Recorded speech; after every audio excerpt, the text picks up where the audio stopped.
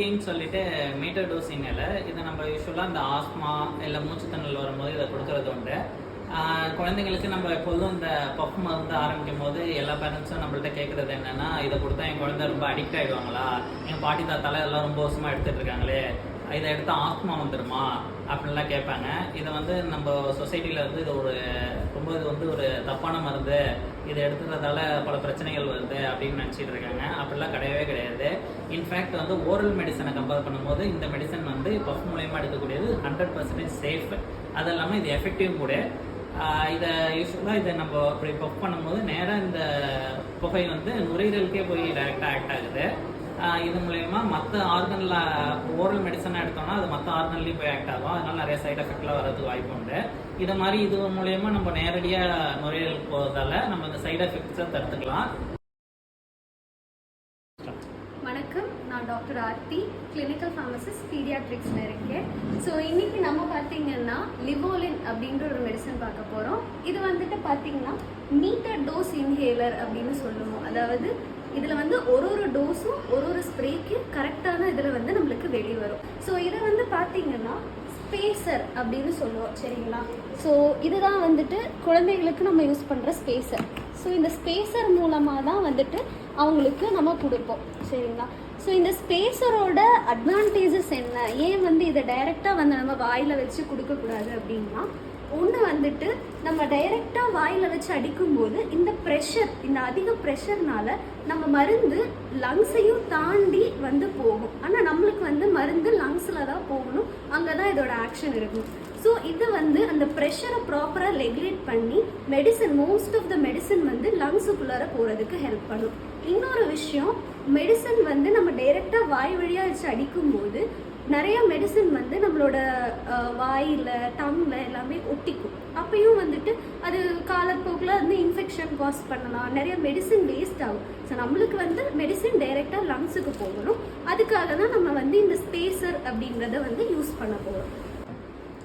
So ஒரு புது inhaler use பண்ணும்போது முதல்ல இதை ப்ரைம் பண்ணணும். ஸோ ப்ரைமிங் அப்படின்னா மெடிசனை ரெடி டு யூஸாக மாற்றணும். ஸோ இதுதான் இன்ஹேலர். இந்த இன்ஹேலரை நீங்கள் எப்பயுமே இப்படி தான் ஸ்டோர் பண்ணணும். இப்படியோ இப்படிலாம் ஸ்டோர் பண்ணக்கூடாது. இதே மாதிரி இந்த பொசிஷனில் இதுதான் மவுத் பீஸ்னு சொல்லுவோம். இது இப்படி இருக்கிற மாதிரி தான் ஸ்டோர் பண்ணணும், சரிங்களா? ஸோ இந்த மவுத் பீஸில் இந்த கேப்பை ஓப்பன் பண்ணிட்டு ஃபர்ஸ்ட் ஒரு 3 to 5 டைம்ஸ் நம்ம ஏர்ல ஸ்ப்ரே பண்ணிக்கலாம். இப்படி 1 2 3 ஒரு 3 to 5 டைம்ஸ் ஏர்ல ஸ்ப்ரே பண்ணிக்கலாம். ஸோ இப்போ நம்ம இதை ப்ரைம் பண்ணியாச்சு. இது இனி ரெடி டு யூஸ்.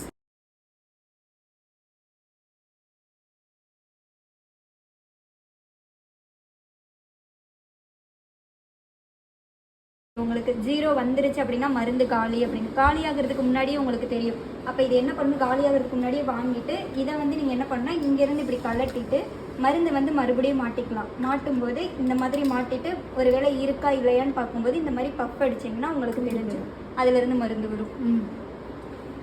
இதிலேருந்து கனெக்ட் பண்ணிவிட்டு இந்த மாஸ்க்கு என்ன பண்ணணும்னா நோஸ் டு மவுத்து நல்லா கவர் பண்ணுற மாதிரி இருக்கணும். நல்லா கவர் பண்ணிவிட்டு இப்படி வச்சு பஃப் கொடுக்கணும். அப்போ 2 பஃப் அடிச்சுட்டு நல்லா இன்ஹேல் பண்ணணும். அவனை நல்லா ப்ரீத் எடுக்க சொல்லி அப்படின்னா இன்ஹேல் பண்ணும்போது அந்த உள்ளே இருக்கிற எல்லோ கலர் இது உங்களுக்கு அசையும். அதுலேயே தெரிஞ்சிடும் மருந்து உள்ளே போகுது அப்படின்னு. அப்படி போகலை அப்படின்னா அவன் ப்ரீத் எடுக்கலை அப்படின்றதும் தெரிஞ்சிடும். ஓகேங்களா? அதுக்கப்புறம் இதை எப்படி நம்ம க்ளீன் பண்ணுறது அப்படிங்கிறது. ஸோ மொதல் விஷயம் என்னன்னு பார்த்தீங்கன்னா, இதை எப்பயுமே ஓப்பன் பண்ணி சுடுதண்ணியில் போட்டு க்ளீன் பண்ணுறது, இல்லை சுடு தண்ணி ஊற்றி க்ளீன் பண்ணுறது, அந்த மாதிரிலாம் எதுவுமே பண்ணக்கூடாது. அப்படி பண்ணிங்கன்னா இதில் இருக்கிற வால்ஸ், ப்ரெஷர் கண்ட்ரோல் வால்ஸ் எல்லாமே டேமேஜ் ஆயிடும். அடுத்த விஷயம் எதுவும் கிளாத்து போட்டு உள்ளே விட்டு துடைக்கிறது அந்த மாதிரிலாம் எதுவும் பண்ணாதீங்க.